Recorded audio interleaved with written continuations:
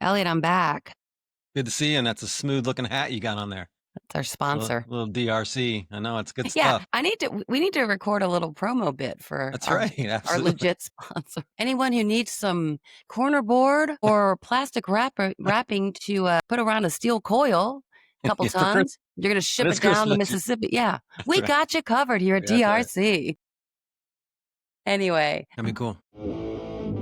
Welcome to Love and Life. I'm Dr. Karen Anderson Abril here with my co-host, Pastor Elliot Anderson. and Love and Life is your place to hear conversations grounded in psych research, psychotherapy, And biblical truth. to help us thrive in love and life. I know. So thank you for last week for covering while I was at some place where we could we'll bring it up later. It'll be apropos to Sure. later in the episode. So we'll put that little teaser out there. And yeah, I appreciated the questions that came in and how you guys handled it. I also like that you and Tim go into a little personal psychotherapy with each other. Like you'll just start talking about, here's how I am. Yeah. And then Tim's like, yeah. And I liked how Tim said something like putting language to things. And I think that's one of the things that we want to do is there's a lot of emotions, as you talked about. I appreciated that the grieving, the melancholy is inherent to Christmas. Let's not try to pretend like it's not going to be there or, dang, I just want to have that perfect happy holidays. And yet there's always a little bit of that bittersweet melancholy. And I appreciate that. I was just thinking about that. I'm like, yeah, let's not try to push that away. Let's kind of lean into it, I think is what the pop psychologists are saying now. Lean into. I don't know if that's a good thing or a bad thing. Like the let them we were talking about Right. Yeah. the other day. So yeah, let's talk about some of the other questions that have come in and then segue into a topic that it's been on my heart for quite a while that I think will be relevant and maybe make that a two-parter because there's a lot to unpack with that one. Absolutely. The third question, keeping it in the same framework as Tim and I did with the first two, was how do I love a family member who's aggressive or verbally attacking?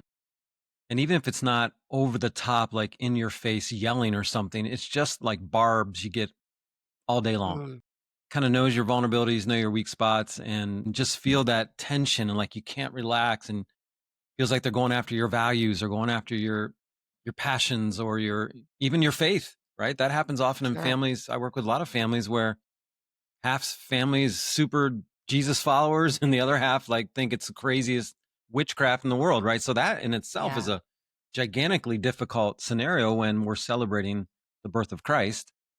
So it was framed in that kind of capacity, Karen. That was kind of Yeah. a baseline of the question.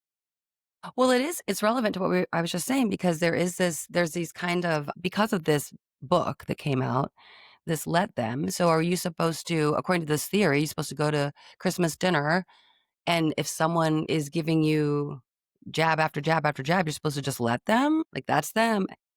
Or at what point do you set up a boundary, which is another pop psych word, which I think can be overly utilized in my estimation, where you are now starting to get It to, can be used as, well, this makes me uncomfortable, therefore I refuse to talk about it. right. Right. And I that's not don't what you and I are talking about with boundaries. No. know. Well, and the kids nowadays, that's awkward. So I should never be made to feel uncomfortable in any way, shape, or form. And I don't think that the pop psych people or the self-help gurus mean to do this, but they can, I think, they can start trending in the direction that is actually counterproductive and counter-therapeutic, all in the name of helping people. And again, I don't think anyone means to do this, but certainly, and this is what I want to call our new series, Elliot, the Okay. TikTok therapy. Yeah. Awesome. TikTok psychotherapy and some of the trends that are, and I wrote it down because I was listening to a video and wanted us to respond to it. The trends that I think can sometimes be reckless. And especially when we're talking about these little tiny sound bites because people are doom scrolling and we're not sitting with context at all. And we're taking these buzzwords out and then applying them and thinking we're being emotionally well and Strong. healthy Yeah. and self-care. And I think it's also at times goes against God's truth. Yeah. And And by the way, so not there. last year at Judson, we had a chapel series through Chris Lash called TikTok Theology. Really Might have been 2 perfect. years ago. Anyway, I was able to speak into one of those chapels. That was a lot of fun. Listeners, if Okay. you ever Yeah. want to go to hear the Judson Chapel messages, type in Judson University Chapel and you'll find the YouTube channel or whatever. And I'm not on there that often, but there's a lot of great speakers in there really delivering some incredible messages. But to get it back to contextualized and concrete, Yes. nature. You gave one kind of little preamble example. Let's just go to that one for a minute. So Okay. you're in the Christmas dialogue connection with your whole family, and we're working on accepting and embracing and staying present, all the things we've talked about in our 2 episodes about this. And you just keep getting the jabs. And maybe the jabs are from someone like me who just pushes buttons sometimes for fun because I get restless. And so they don't feel too personal, but they're starting to irritate. Right. And so my first general rule for this would be whether it's confronting a brother who's just being a piece of work at the moment, or confronting an uncle who's like kind of being mean, kind of really working you over or something, and it's beyond what's appropriate, is to get it from public to private, first of all. Right. To if everyone's sitting around the fireplace together, there's like 17 of you, and you're getting these jabs, to kind of confront in front of the whole room is not too wise. If it's necessary, if something goes way over the top, then I think you probably got to do it Yeah. and just say something clear and like, can we not talk about this right now? Right. Can we Hmm. please, you and I talk about this later if we got an issue here, but this is not appropriate. I mean, if you have to do that in the big group, you have to do it.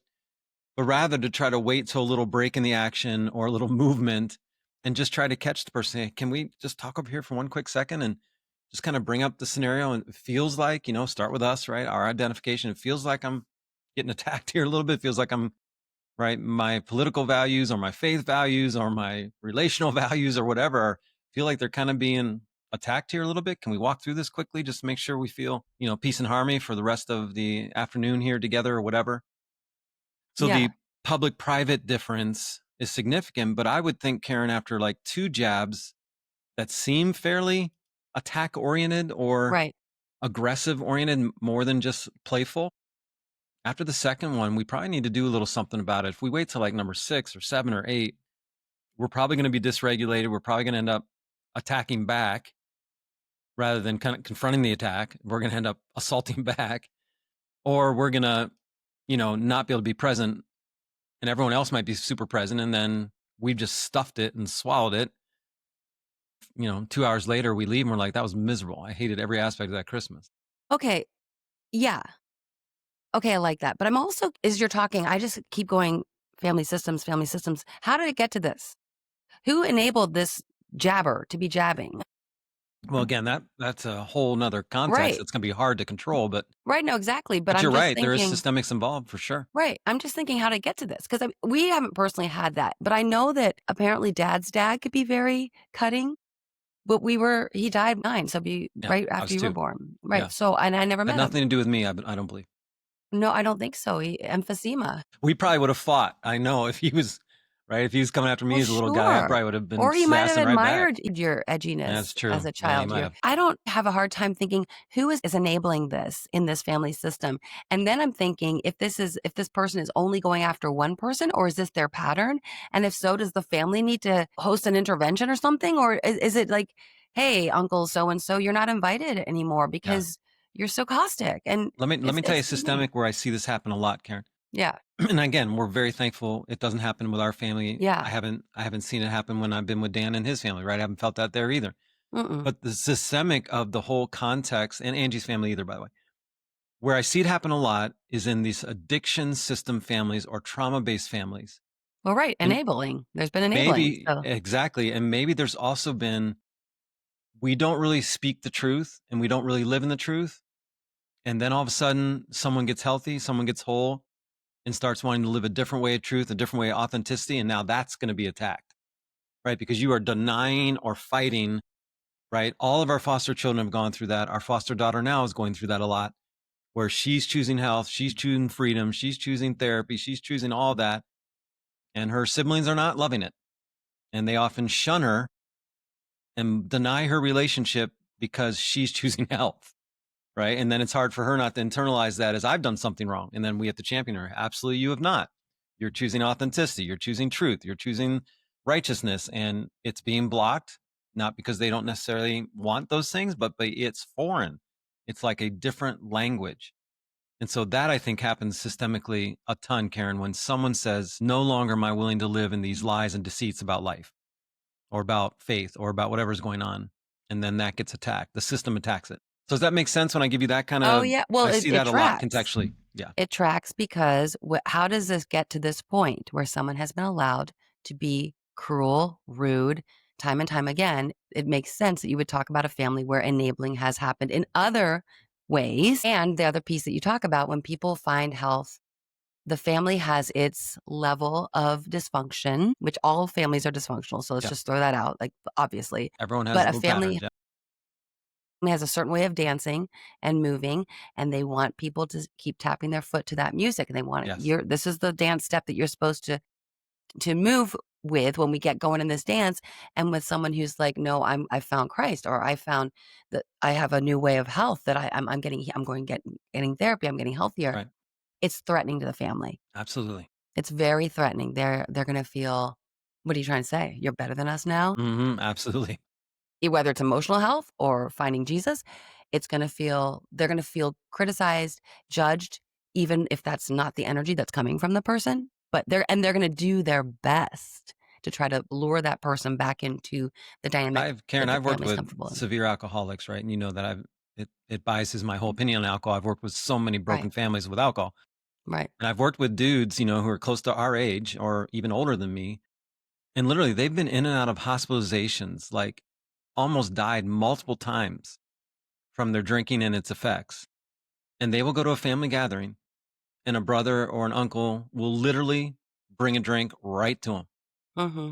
sit it right down in front of him.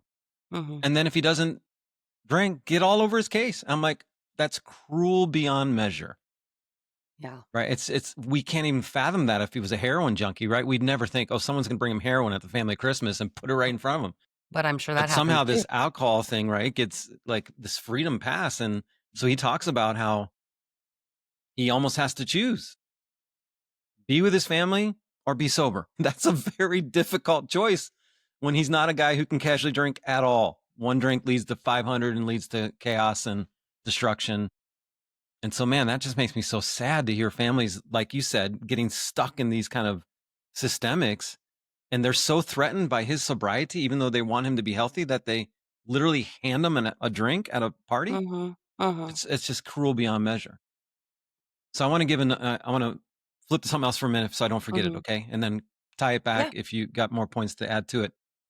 So I'm thinking of alliterations again, just for our listeners to help remember. So try to make it private and not public if possible. Right. But Mm-hmm. sometimes you might have to get public and just say something. See, Elliot, let me just stop you right there, because I'm trying to put myself in their shoes. And if someone was saying that over and over, I just think after about the fifth time, I just say publicly, seriously? Seriously? Like, you're going to come for me right now. It's Christmas. Can we just I didn't have, say never do it publicly. I said I'm try just to do it saying, like, privately to first. me, it'd just be easier. Like, Yeah. I'm not going to lash out back. I'm not going to come with the same kind of, and I'm just like, seriously? We're doing this right now? And Just then I might, remember that those who attack like that aren't going to back down by your public dance with them. They will likely up the ante again. And then you're going to have to be faced with another level of escalation. I'm not well, saying it's not the right thing to do. I'm just saying that likely that's will when be my the big case. brothers have to step in and help me. Absolutely. Well, what if your big brother's the one being the piece of work and Well, but that's you're always telling me it. to But be you're never seriously? cruel. You're just No, I being don't try to funny. be. Occasionally it's And insensitive, also, of course, but and now my husband, he knows he has to stay in shape, especially because of the t-shirts I wear that's when I'm right. in the airport. In There's that always context as well. an That's right. invitation to think. Yeah. And so he knows. I literally like, you have to stay healthy because And you have you to. need to know your family system, Yeah. right? You need to know your system well enough to All right. know, So like Karen's sorry. suggesting, Yeah. if just like, seriously, dude, enough, right? If that Yeah. works well and that's fine, or to know, no, that ratchets Uncle Joe up to another Yeah. whole level. And now he might get vicious and the whole thing's going to be really weird. And Yeah. so you got to know your system. But I appreciate your point that sometimes Yeah. just an I was just trying to put offhand, myself in that situation. an offhand just kind of comment like, dude, come on. Right? Yeah. It's Christmas. Let's talk about Yeah. this later. Yeah. If you want to Exactly. scrap And then about this, just, let's go scrap about it later. But exactly. yeah, So, but okay. remember, there's a Sorry. ton of people, Karen, that are absolutely paralyzed by the idea of confrontation or conflict also.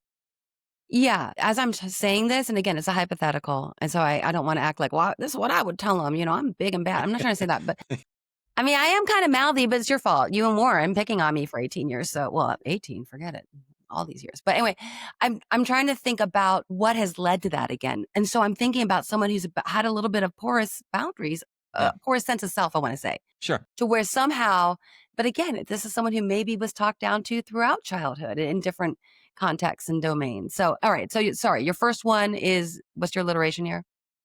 Private, if Pri- possible, over public. pri- The private over. second one is how to say it. It's P words again, how to say it the right way. Principle over personal. Yes. Try to I like that. depersonalize the attack as best you can. It is really hard to do that. Mm-hmm. Like if you're the only Republican in the family and all these barbs on Trump are all day long, or all these barbs about, right, you're going to feel that pretty strong.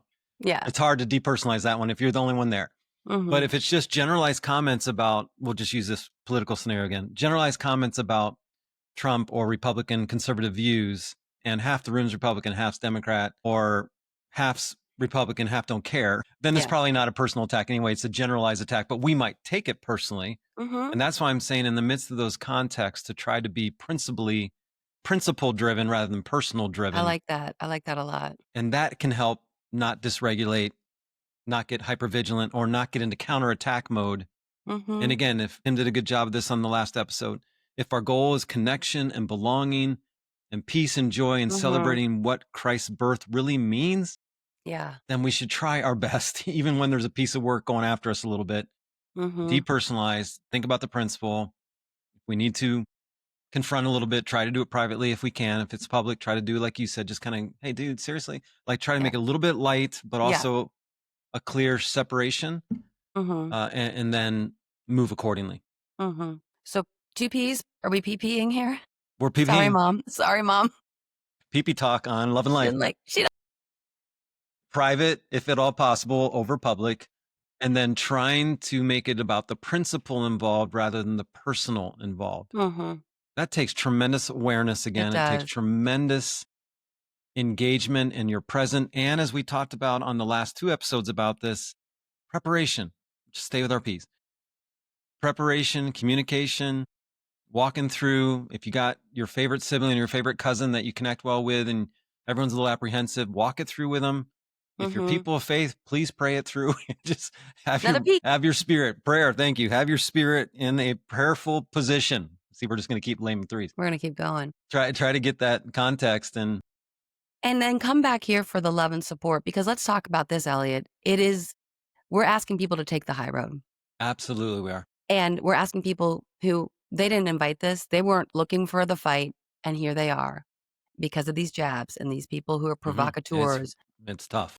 And they have to take the high road. And that's not fair, really. It's I remember not. Dr. No, it's not. It's not. It's not fair that you have to be the one who's going to man or woman up and be the mature one and be the adult in the room, even if this Uncle Joe who's coming for you is 40 years your senior. Rephrase that, be the healthy adult and the holy adult in the room. There you go. Adds another whole qualification to it. And I remember Dr. Laura saying one time, and this kind of goes into the let them direction, but she just said, when you're going through this kind of family dynamics, you have to remember, in a sense, and it shouldn't be a win-lose, but she was saying it this way, the person who's willing to go below the belt with those nasty jabs, the one who's willing to do that, the meanest person will, in a sense, win, because they will say the thing that you in your head be like, but you won't. You won't, because you're going to take the high road.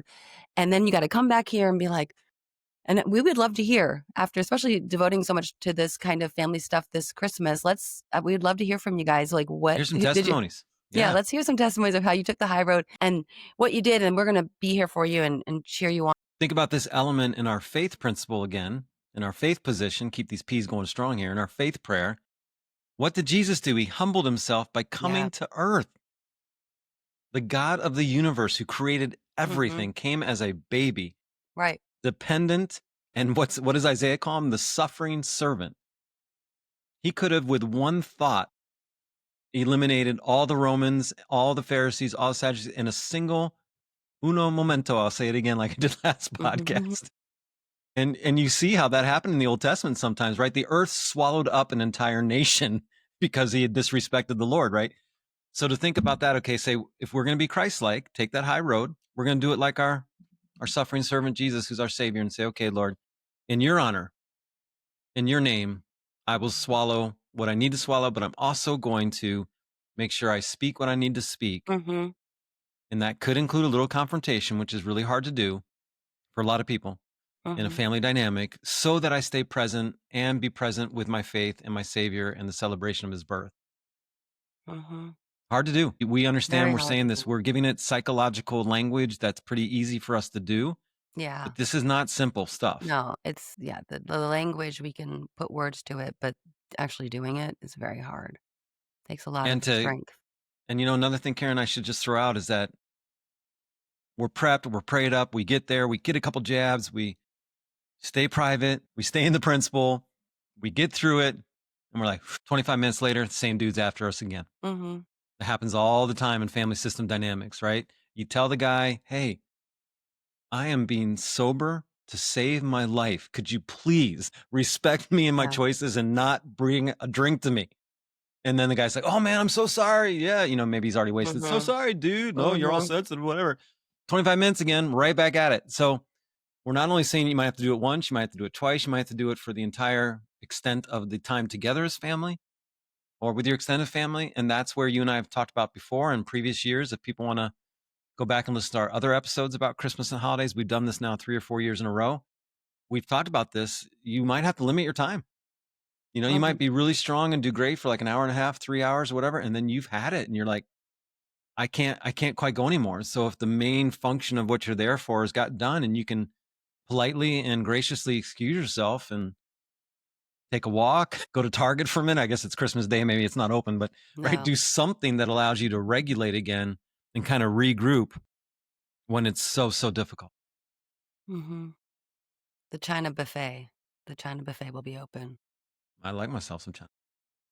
I know Warren and Leah, when they would drive down to Cincy on Christmas Day, they always had lunch at the China buffet, China buffets. You Washington and Street in Indy. you and your memory. My goodness gracious, the stuff you can pull out. They did that, like, for 18 years in a It doesn't row, matter. I so wouldn't remember that. I'm sure they told pay me. attention, okay? And I don't know. give me I'm not. ADHD. I'm supposed to be a Don't give professional it to me. listener. I know. That's You right. pick and choose who you listen I to. certainly do. I I admit would say that little completely. sister is still low on the totem pole, just saying.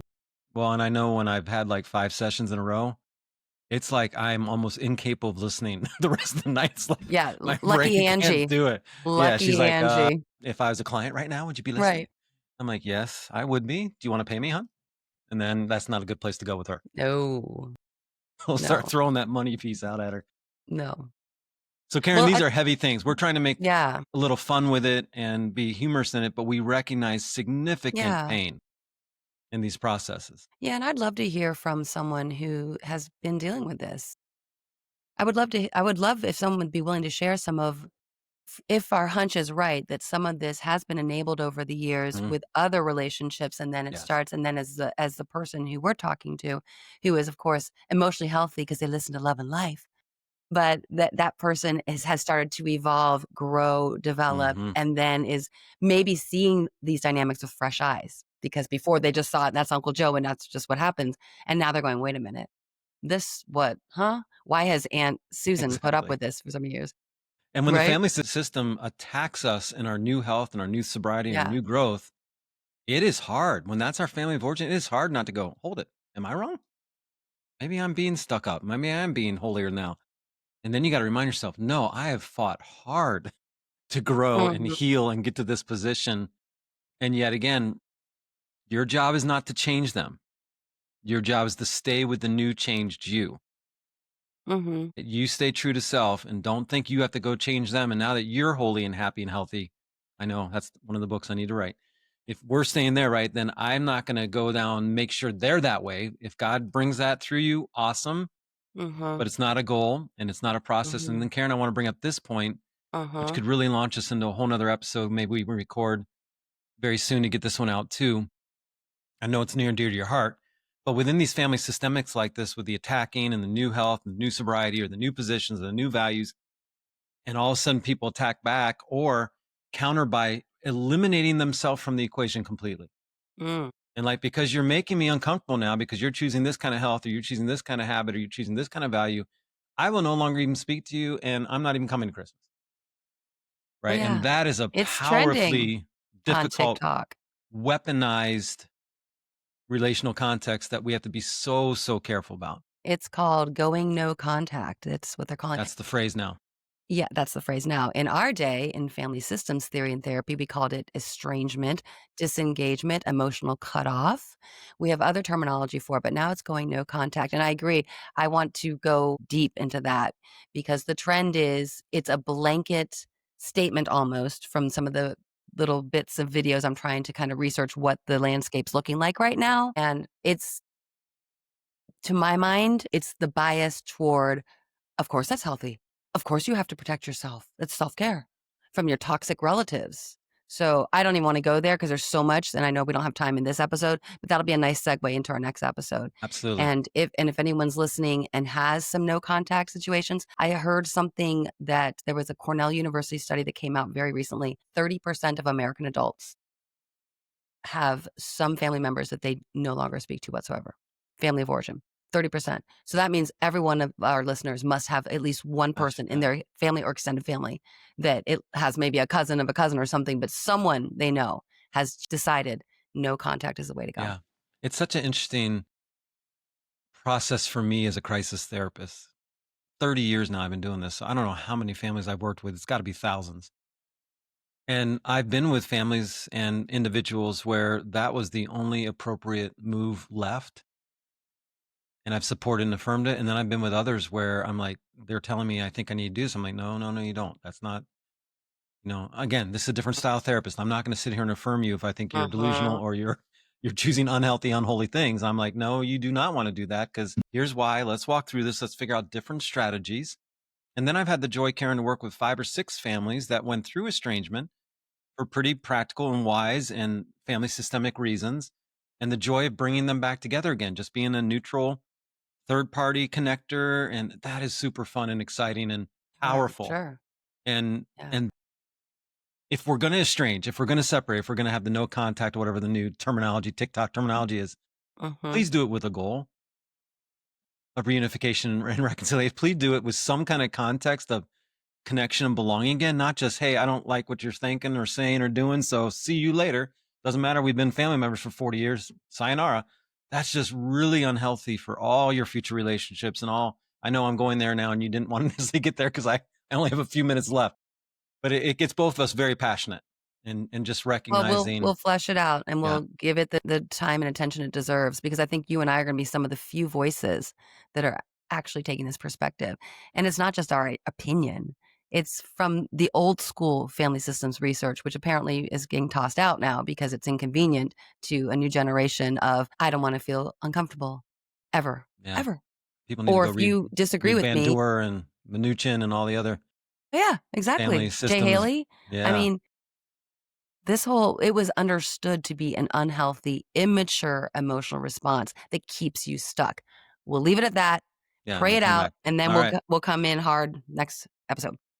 All right, Lord, thank you for this time to walk through again these very challenging and difficult and sometimes, Lord, really dysregulating contextual elements of our family, Christmas, extended family gatherings. Lord, there's often systemic things that have been enabled and allowed, and they're not right and they're not healthy and they hurt people. And it makes our whole environmental sensory recognition on fire. And we're just there and we're like trying so hard to be present and enjoy it. And it's just draining and exhausting. And so as we continue to choose health and holiness and righteousness and authenticity and truth, help us, Lord, when those scenarios arise, if they do. First of all, Lord, we'd love it if you didn't allow them to happen. So just stop them. But if not, Lord, and they're going to be in your provisional will allowed, help us, Lord, to be so prayed up, so prepared. And then, Lord, to try to privately confront if we have to. If we need to do it publicly, do it. Do it graciously and lovingly or with a little bit of humor. And then, Lord, try not to take it too personally, even if it seems like a very personal attack. Try to focus on the principle involved. And Lord, we know that you want nothing more at this Christmas time. When you sent your son to be the suffering servant for us, you want nothing more for us to gather together. Yes, enjoy some presents and some, but really worship you and worship this gift of the creator of the universe coming as a humbling baby and then to live a perfect and holy life and die for us and save us from sin, save us from attacks and assaults and persecution.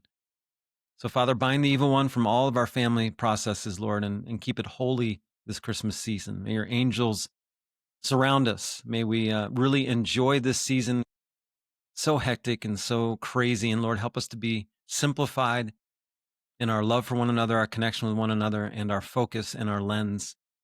Please keep our families healthy and holy, Lord, and help our listeners to feel encouraged and inspired to be authentic and truthful and gracious this holiday and Christmas season. In the name of Jesus, amen. Love and Life with Dr. Karen and Pastor Elliott is produced by Tim May and executive producer Dr. Karen Anderson-Abel. For more information about Love and Life, please go to loveandlifemedia.com.